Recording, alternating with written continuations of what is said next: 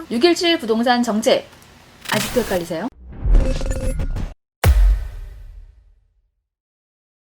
미자분들 안녕하세요. 미세스 만입니다. 2020년 6월 17일 21번째 부동산 정책이 나왔습니다. 이미 발표가 되자마자 한마디로 긴말하지 않겠습니다. 난리가 났죠. 무주택자, 1주택자를 보호해줘야 되는데 그런 것도 없이 수도권 전역을 조정지역으로 싹 다 묶어놨습니다. 과열이 된 곳은 눌러주는 것이 맞지만 평택, 오산, 안성, 화성시는 향남, 남양, 봉담까지 이제 기지개를 막 펴고 있었던 이 지역까지도 규제를 해버려서 사실 이들 지역은 억울할 만도 합니다.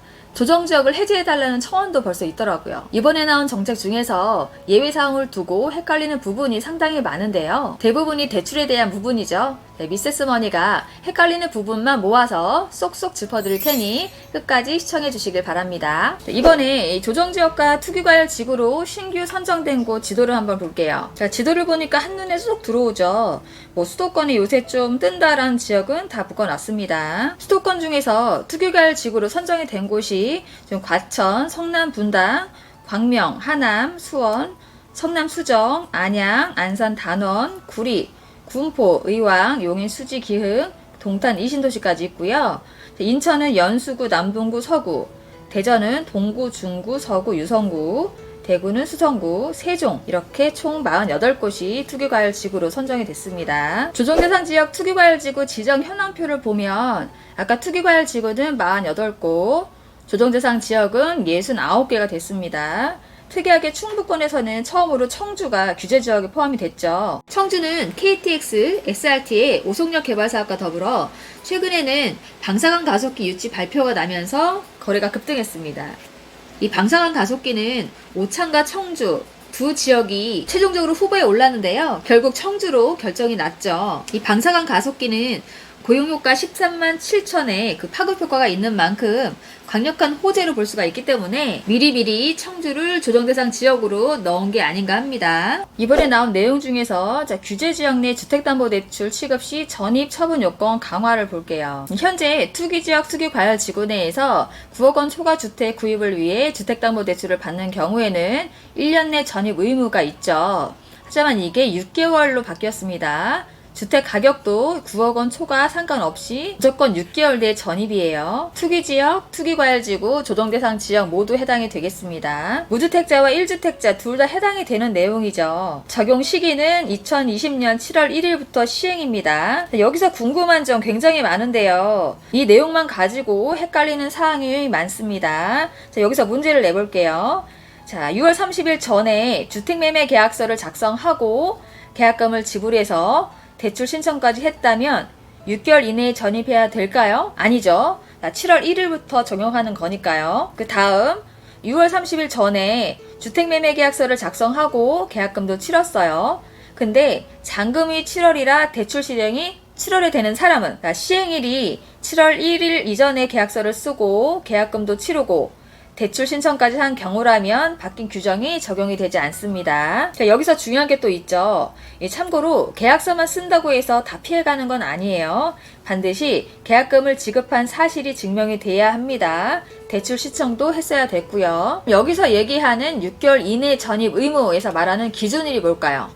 언제부터 6개월인지 헷갈리죠? 7월 1일 이후에 대출 신청 부분부터 적용인데요. 기준일은 대출 실행일을 말합니다. 이번 대책 중에 가장 궁금해하시는 대출 규제는 또 어떻게 됐을까 여쭤볼게요. 조정대상 지역 투기과열지구 공통사항이에요. 2주택 이상 보유 세대는 주택 신규 구입을 위한 주담대 금지, 1주택 세대도 주택 신규 구입을 위한 주담대 금지입니다. 시가 9억이 넘는 고가주택 구입 시 실거주 목적 이외에는 주담대는 금지가 되는데요. 여기에도 예외사항은 있습니다. 조정지역에서 무주택 세대가 구입 후 2년 내 전입하고 1주택 세대가 기존 주택 2년 내 처분하고 전입할 때는 가능하고요. 투기지역에서는 무주택 세대가 구입 후 1년 내 전입하고 1주택 세대가 기존 주택을 1년 내 처분하고 전입할 때는 가능합니다. 조정대상 지역은 LTV가 현재 9억 이하는 50%, 9억 초과분은 30%, DTI는 50%죠.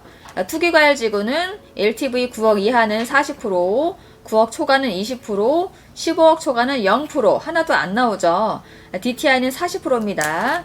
수도권 대부분 지역이 조정대상 지역과 투기과열 지구로 선정이 됐기 때문에 대출 비율이 다 줄어들었어요. 이 대출 비율에 대해서 잘못 이해하셔서 9억이 넘으면 무조건 20%인 줄 아시는 분들이 계신데 아니에요. 이거 9억을 기준으로 구간을 나눈 겁니다. 투기과열 지구에서 9억 원 주택을 구입할 때 예를 들어 볼게요. 9억 대출은 9억까지는 40%가 나오죠. 따라서 9, 4, 36, 3억 6천만 원 대출이 나오고요.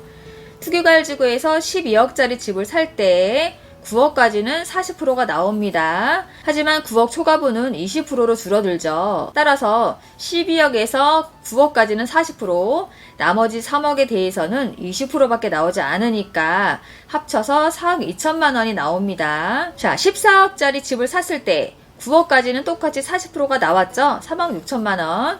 나머지 9억을 뺀 5억에 대해서는 20%밖에 나오지 않으니 따라서 14억짜리 집을 살 때는 4억 6천만 원 대출이 나온다는 얘기고요.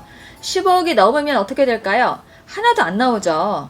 현금 주고 다 사셔야 됩니다. 이 15억 이상 주택담보대출 금지면 이 고가주택 상승률은 잠시 둔화되겠지만 그래도 19억이든 20억이든 살 사람은 산다는 거죠. 하지만 이렇게 돈 있는 사람들이 아무거나 살까요? 이제부터 좋은 입지, 안 좋은 입지가 더 나뉠 겁니다. 황금 입지에 살기 좋은 곳은 어쨌든 부자들이 지갑을 열고 현금을 주니 살아남을 거고요. 많은 분들이 혼란스러워하는 부분이죠. 바로 아파트 청약, 중도금 대출과 잔금 대출 부분이에요. 17일 정책이 발표가 되자 기존 청약 당첨자들의 반발이 생길 수밖에 없었죠. 이 소급 적용은 위헌이라는 국민청원까지 나오게 되어서 급하게 23일 소급 적용에 대한 내용을 발표했습니다. 신규 규제 지역 내 분양주택, 집단대출에 대한 LTV 적용 관련 참고 자료가 나왔는데요. 무주택 세대와 처분조건부 약정을 체결한 1주택 세대, 대출 신청했을 때 분양주택 소유권 이전 등기 이후에 2년 이내로 기존 주택을 처분한다는 약정을 체결하신 분들 말하죠. 자, 이런 분들은 6.17 부동산 규제가 적용이 되는 19일 전까지 청약 당첨이 됐거나 계약금 납입을 완료했다면 중도금 대출을 받을 때 비규제 지역은 LTV 70%가 적용이 됩니다. 그러니까 규제 전의 것으로 적용한다는 거죠. 그럼 잔금 대출은 어떻게 되느냐? 잔금 대출도 조정 대상 지역과 투기과열 지구에 적용이 되는 LTV 규제가 적용되는 게 맞지만 19일 이전에 이미 계약을 마친 세대는 중도금 대출을 받은 범위 내에서 기존의 LTV 적용을 받습니다. 중도금 대출 LTV는 분양가를 기준으로 산정이 되는 거고요.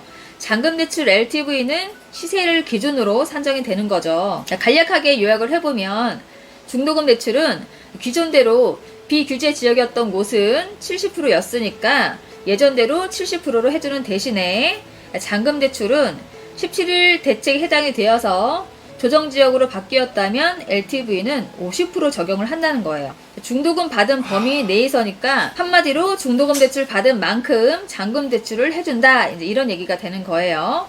하지만 2주택 이상 다주택 세대와 6월 19일 이후 청약 당첨된 세대 등은 조정대상 지역, 투기과열 지구에 적용되는 LTV가 적용이 됩니다. 어쨌든 미리 예산을 맞춰 놓으셨던 분들은 지금 완전 멘붕이죠. 모자란 부분을 추가로 자금을 더 마련하셔야 하겠습니다. 이번 대책에서 나온 모든 주택담보대출이 해당이 될까요? 이번에 나온 대책은 처분 조건, 전입 조건에 따라서 주택을 구입하는 목적의 주택담보대출이기 때문에 생활안정자금 목적의 주담대는 가능합니다. 그럼 디딤돌이나 보금자리 론도 규제를 받을까요? 다행스럽게도 디딤돌이나 보금자리 론을 이용하시는 분들은 LTV 70% 이용 가능하세요. 하지만 디딤돌은 시세가 5억 이상, 보금자리는 시세가 6억 이상이면 대출이 안 된다는 점도 알아두시고요. 자, 이번에 보금자리론에 대해서도 규제가 나왔죠. 보금자리론을 받는 경우 3개월 이내 전입, 1년 이상 실거주 유지를 하셔야 됩니다. 위반 시에는 대출금 즉시 회수가 돼요. 갭투자 방지를 위한 전세자금 대출 보증 이용도 강화가 되었습니다.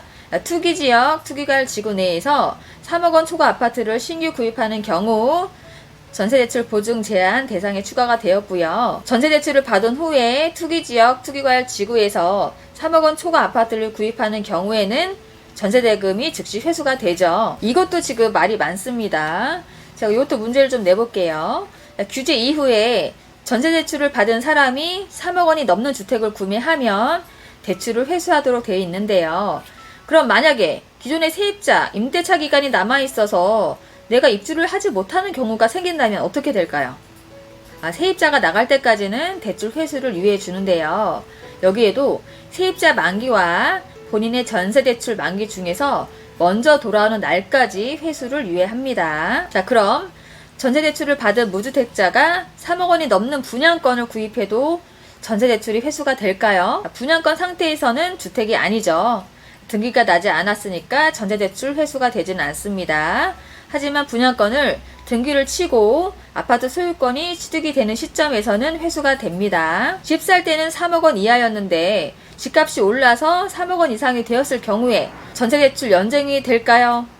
취득 시점이 3억 원 이하였기 때문에 집값이 올라도 전세대출 연장은 가능합니다. 여기에 모든 주택이 해당이 되나요? 아닙니다. 여기에 연립이나 다세대 주택, 빌라 등은 전세대출 규제에서 제외가 됩니다. 여기에 예외사항이 또 있는데요.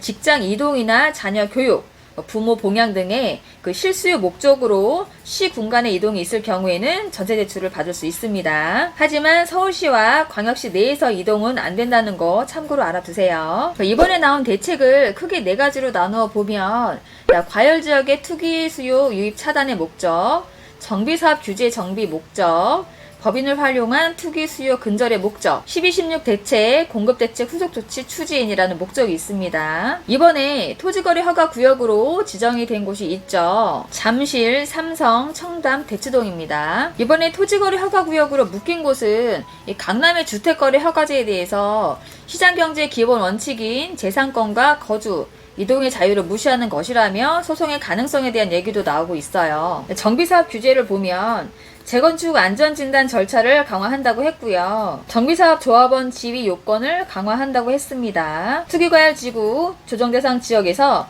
조합원 분양 신청 시까지 2년 이상 거주 필수 요건이 붙었어요. 자, 재건축 조합원이 2년 이상 실거주를 해야 분양권을 내준다라고 한 것인데요. 이것을 두고도 논란이 되었는데 등록 임대 사업자에 대해서는 예외가 될 가능성이 있습니다. 법인을 활용한 투기 수요도 근절을 하는데요. 주택매매 임대사업자 대출 규제가 강화가 됐습니다. 한마디로 모든 지역에서 개인 법인 사업자 주담대는 금지가 된 거예요. 사실상 법인을 이용한 부동산 투자는 이제 끝났다고 봐야죠. 임대사업자 대출 규제를 두고 오피스텔을 임대사업자로 냈거나 임대사업자로 낼 예정이신 분들도 이 오피스텔이 포함이 되는지 또 궁금해하실 텐데요. 어떤 은행은 오피스텔이 주택이 아니기 때문에 대출 규제에 해당이 되지 않아 가능하다는 곳도 있고요. 또 어떤 은행에서는 안 된다고 하고 은행마다 얘기가 다르기 때문에 여러 은행을 알아보시기를 추천드립니다. 6월 17일 규제가 나오자마자 시행일 전에 계약을 치르느라 한바탕 전쟁이 났는데요. 서울 송파구 잠실의 대장주죠. 잠실 렐스는 하루에 20건 이상이 거래가 되었습니다. 전용면적 84제곱미터가 22억 원에 거래가 되었어요. 이 매물을 내놓았을 당시의 호가는 21억 7천만 원인데요. 이거보다 더한 값을 주고 22억 원에 거래가 됐다는 얘기죠. 이번에 조정지역에서 빠졌다는 소식이 들린 김포와 파주에서는 4천에서 5천만 원 이상 가격이 올랐죠. 규제 지역이 아닌 곳에서의 풍선 효과가 여전히 나타나고 있어 이것도 문제가 되고 있습니다. 정부에서는 필요하다면 조정지역을 추가로 지정한다고 했어요. 앞으로 정책이 더 나올 거란 얘기죠. 일단 정책은 던져놨고 이로 인해서 혼란스러운 건 다들 마찬가지일 거예요. 그만큼 이번 규제로 인해서 후폭풍이 야기가 되고 있는데요. 경매의 경우에도 메리트가 없어지게 생겼죠. 경매는 일반 주택담보대출과는 달리 경락대출이라고 해서 70~80%까지 대출이 나왔는데 이건 또 어떻게 적용이 될지, 만약 경매에도 똑같이 적용이 된다고 하면 경매 시장에서도 당분간은 타격을 입을 가능성이 있다고 보여집니다. 이번 규제 중에 핵심은 비규제 지역까지 규제 지역으로 싹 다 묶어버린 거, 수도권 전역 조정지역, 투기과열지구 신규 지정이죠. 호재 많고 살기 좋은 곳은 모두 투기과열지구, 이 정답지처럼 모아놨죠. 수도권 거의 모든 지역과 수도권 중에서도 핫한 지역은 투기과열지구로 묶어놔서 대출을 못 받게 되니 현금이 더 필요하게 되고 그만큼 수도권에서 집 사기가 어려워졌다는 얘기입니다. 그나마 1주택이라도 있었던 분들은 기존 주택 처분 조건으로 이동할 수가 있겠지만 무주택자 분들은 가뜩이나 집값도 올라버리고 대출까지 막히게 되니 가진 자와 못 가진 자 격차가 더 날 수밖에 없습니다. 자, 여러분들이 잘 생각하셔야 될 게 있어요. 자, 이번에 정책 포인트가 뭘까요? 투자는 하지마, 실거주만 해 라는 거죠. 자, 그럼 실거주할 한 곳을 정해야 된다는 얘긴데요. 자, A라는 지역이 최상급지 지역이라고 보고요. 그 다음 B가 있고 C가 있고 D가 있다고 가정을 해볼게요. 자, A, B, C, D 모두 조정지역으로 묶여있는 상태에서 집을 하나만 사라고 한다면 여러분은 과연 어떤 지역을 선택하시겠어요? 형편이나 자금력 등도 고려해봐야 되겠지만 동등한 입장이라고 한다면 많은 분들이 아마 A 지역을 선택할 겁니다. 바로 이거예요. 똘똘한 한 채. 당분간은 호재에 비해서 그동안의 풍선 효과로 어부지리로 상승을 한 지역은 숨고르기가 시작이 될 거고요. 똘똘한 한 채는 그 수요가 탄탄하게 굳히기가 됩니다. 미국은 기준금리가 사실상 제로금리가 되었고요. 자, 우리나라도 이로 인해서 유동성 자금이 시장으로 흘러 들어와 화폐 가치가 하락하게 되고 자연스럽게 아파트와 같은 안전한 자산으로 흘러 들어가게 될 겁니다. 부동산은 막는다고 안 하지는 않는다는 얘기예요. 주택가격의 계속적인 상승장과 잇따른 부동산 규제로 인해서 피로감은 쌓일 대로 쌓여 당분간은 지역적으로 보합이나 조정이 있게 되더라도 결국 이 유동성 자금은 부동산 시장으로 들어가게 될 겁니다. 이제 그만 시장의 자유로운 흐름에 맡길 때가 된 것도 같은데 말이죠. 제가 최근에 인터넷을 보면서 혼자 빵 터진 글이 있었습니다. 제목이 임기 말쯤 64번째 부동산 정책 예상입니다. 내용은 주택 매매 시 무기징역. 이거 되게 우픈 얘기죠. 참 어이가 없지만 뼈가 당긴 말이라 뭐라고 반박하기도 힘든, 그쵸? 이거 뭐 울어야 될지 웃어야 될지 모르겠습니다. 자, 오늘은 21번째 부동산 정책 헷갈리는 부분만 모아서 살펴봤는데요. 이제 좀 속이 후련하시나요? 자, 오늘도 미세스머니 덕분에 사이다 마신 것처럼 속이 후련하다 하시는 분은 구독과 좋아요를 꼭꼭 눌러주세요. 그럼 저는 다음 시간에 만나요. 안녕.